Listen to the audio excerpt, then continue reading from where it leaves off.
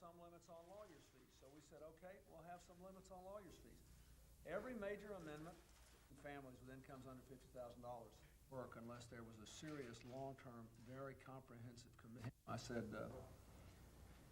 to him that the United States wanted to support the Japanese economic recovery, and that we had a big stake in it, that our economy depended upon it, and that in a larger sense, the whole Asia-Pacific region depended upon a Japanese economic recovery, but that no short-term efforts would work unless there was a serious, long-term, very comprehensive commitment to economic reform. To me, and perhaps more, maybe I should start with what.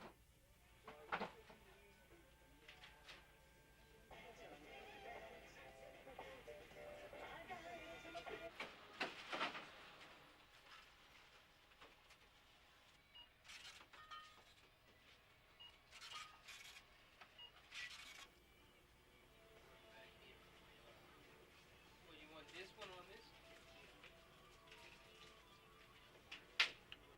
I believe that, first of all, I think trade with China is important to promote stability in China and throughout the Asia-Pacific region.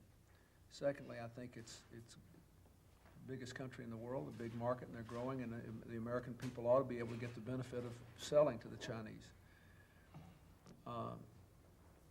None of that should prevent us from disagreeing with them.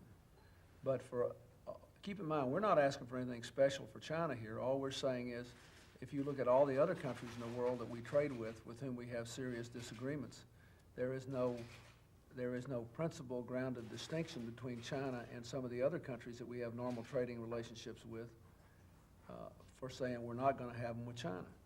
He said to me that they were prepared to issue a statement which would be clear and specific about what they intended to do.